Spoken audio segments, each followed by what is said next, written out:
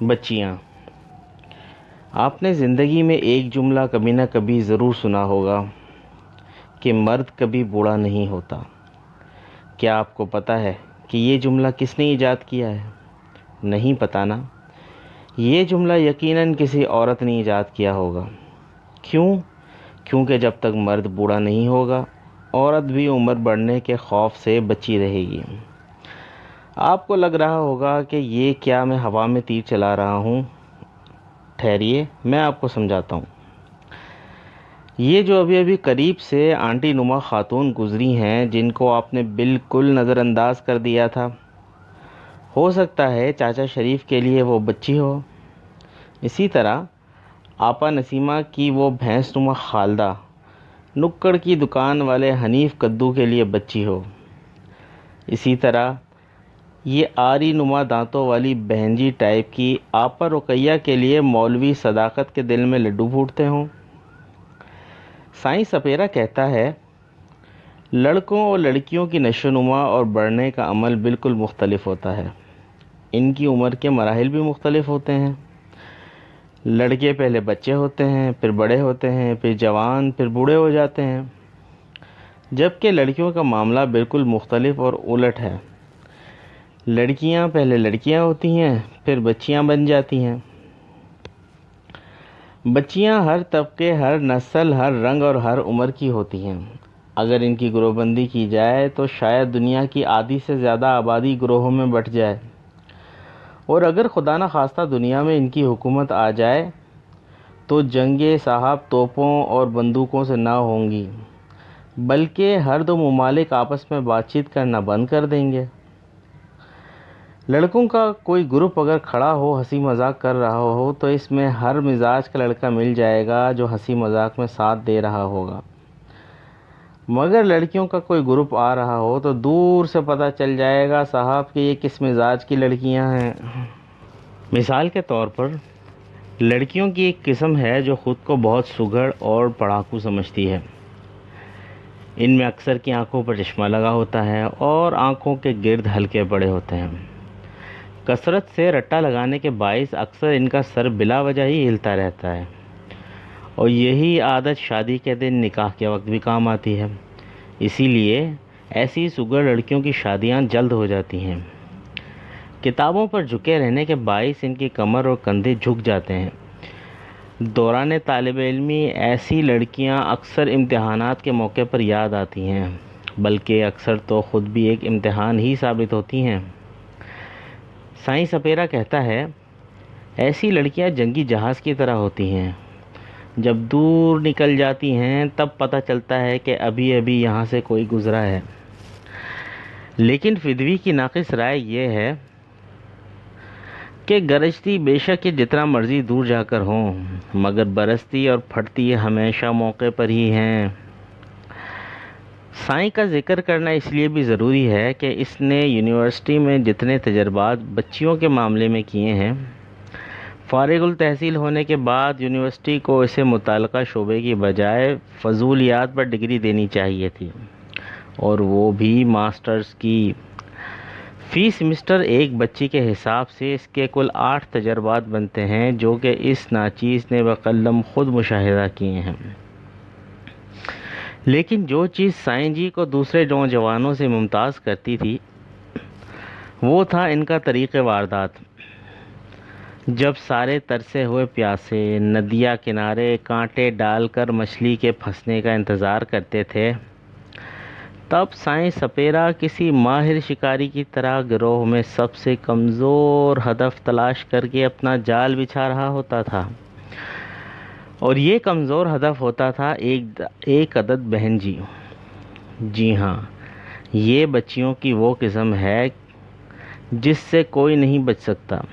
یہ ہر جگہ پہنچ جاتی ہیں، سب کے کام آتی ہیں، بہت ہمدرد، بہت حساس ہوتی ہیں، درد دل رکھتی ہیں، سب کو اپنا بھائی سمجھتی ہیں۔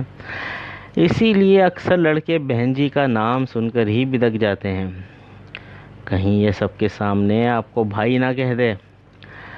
مگر جی کیا کیجیے، سائیں سپیرے کے ہاتھ میں وہ گدڑ سنگی ہے جس سے وہ اندھیرے میں بھی چراغ جلا سکتے ہیں۔ چنانچہ سب سے پہلے یہ جا کر بہن جی سے اپنا بہناپا بڑھاتے ہیں۔ ایک بار بہن جی کا اعتماد جیت لینے کے بعد آگے کے سارے مراحل بہن جی خود طے کرواتی ہیں۔ اس میں باقی لڑکیوں کے آگے اپنے منہ بھولے بھائی کے شریف اور با کردار ہونے کے ثبوت پیش کرنا اور آخر میں سب لڑکیوں کو اپنے ننھے سے ملوانا شامل ہے۔ اور اسی دوران سائیں جی اپنی بہن جی کو بس اس بات کا یقین دلواتے رہتے ہیں کہ ان سے زیادہ ٹوٹے دل اور کمزور جگر کا لڑکا پوری دنیا میں نہیں ہوگا۔ لیکن سائیں جیسا گھاگ اور شکاری آدمی بھی جن بچیوں سے پناہ مانگتا ہے وہ ہیں نخریلی بچیاں۔ بقول سائیں جی کے ان کی ہر بات کا جواب ناک میں سے نکلتا ہے اور اتنی اندر تک جاتا ہے کہ کاف کہیں اندر ہی دب جاتا ہے اور صرف نہ سنائی دیتی ہے۔ بقول سائیں جی کے یہ وہ بچیاں ہیں جو ناک میں دم کر کے 2 ٹن کا اے سی لگواتی ہیں، پھر اس کے نیچے اونی ٹوپی اور کوٹ پہن کر ٹھٹھرتی بیٹھی رہیں گی لیکن اے سی بند نہیں کریں گی۔ سائیں جی چونکہ خود بھی ایک عدد نخریلی حسینہ کے ہاتھوں ذلیل و خوار ہو چکے ہیں، جو کہ شومی قسمت سے گرین کارڈ کی مالک تھیں اور باہر سے تشریف لائی تھیں۔ ایک دن سائیں کو موڈ میں دیکھ کر چھیڑنے کی غرض سے پوچھا، یار سائیں یہ تیرے جیسا گھاگ آدمی کیوں کر ایک پدی سی لڑکی کے ہاتھوں کلین بولڈ ہو گیا؟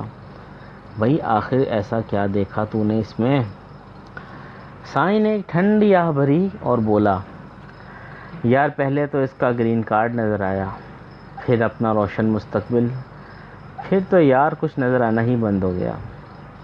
پھر یکدم اس نے میری جانب زہریلی نظروں سے دیکھا اور اس سے بھی زیادہ زہریلے لہجے میں بولا، کمینے شخص، اس وقت تو ہی میرا سب سے بڑا حمایتی تھا، تب کیوں غلط مشورے دے رہا تھا مجھے؟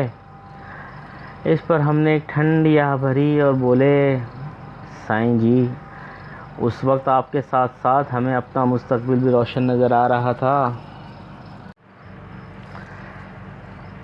عشق کا بھوت تو سائیں کے سر سے چند دن میں ہی اتر گیا جب اس کی اماں کے ہاتھوں ایک عدد کراری چترول کا مزہ چکھنا نصیب ہوا، مگر اس مملکت خداداد میں ایسے متوالوں کی کمی نہیں ہے جو غیروں کی سرزمین پر اپنے وطن کا پرچم سربلند دیکھنا چاہتے ہیں۔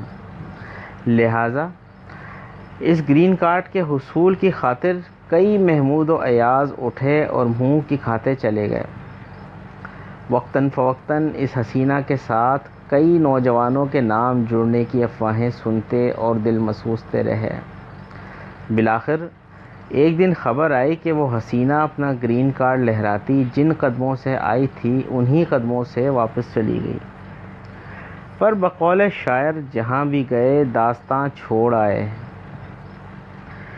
ان کی واپسی کی اطلاع پا کر تعزیت اور غم گساری کی نیت سے سائیں جی کے دربار میں حاضری دینے جا پہنچے۔ دیکھا سائیں جی کٹی ہوئی مولیوں کا ڈھیر لگائے ایک کٹوری میں چاٹ مسالہ رکھے سردیوں میں دھوپ کے مزے لے رہے تھے۔ میں نے ذرا چھیڑنے کی غرض سے کہا، سائیں جی سنا ہے وہ دل توڑنے والی واپس چلی گئی ہے؟ سائیں نے افسردگی چہرے پہ طاری کی، پھر ایک گندی سی ڈکار لی اور دکھ کو فضا میں بکھیرتے ہوئے گویا ہوئے، ہاں یار سنا تو میں نے بھی کچھ ایسا ہی ہے۔ میں نے اسے مزید اکساتے ہوئے کہا، یار سائیں تم تو بڑے آرام سے بیٹھے ہو، تمہیں دکھ نہیں ہو رہا اس کے جانے کا؟ سائیں جی بولے، یار غم تو بہت ہے لیکن آرام سے اس لیے بیٹھا ہوں کہ میرے علاوہ کوئی بھی کامیاب نہیں ہو سکا۔